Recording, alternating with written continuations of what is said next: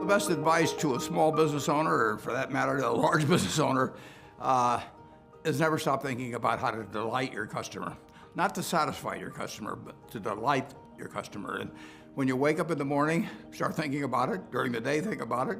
At night, think about it, and then dream about it. And no company's ever failed that had millions of delighted customers. And you start with them and you get them one at a time. There's no substitute for hard work.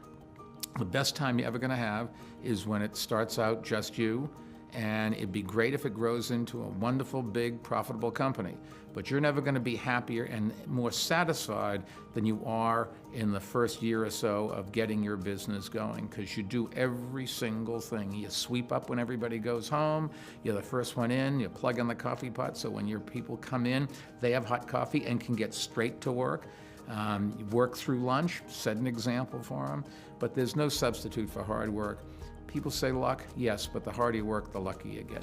My advice to a small business owner or any entrepreneur would be not to be discouraged if the business you end up with is not the one you started out to pursue, because so often you encounter difficulties, you encounter failures, and the important piece is to learn from each of those very quickly and to pivot and to move on to the idea that works. Of course, you have to be close to your products, close to your customers, and think about them.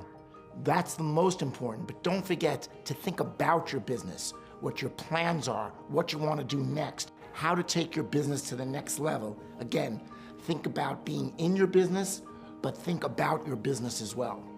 My best advice is to really work hard to clarify what your purpose is and be able to articulate that, be able to communicate it in a simple sentence. And the reason that's important is as you bring people into your company, I think the most important question you ask them is, why are you here?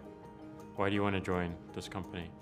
And if you hear that purpose back, if you hear that passion around that purpose, it makes everything a whole lot easier. Any skill can be learned and taught, but passion cannot.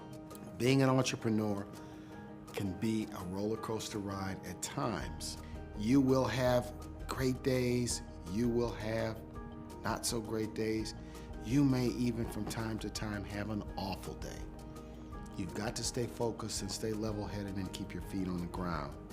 Companies that do well at some level, even though it may not be written down on a piece of paper, need to have kind of a clear strategy of why they're different, why they're adding value, why they're producing something special that customers need and that they're not getting now. So I think if there's a clear sense of strategy and you can get all the people aligned around that, then you get a lot more power than if you're just scrambling and working harder and harder and without that clear direction. So that's my one piece of advice.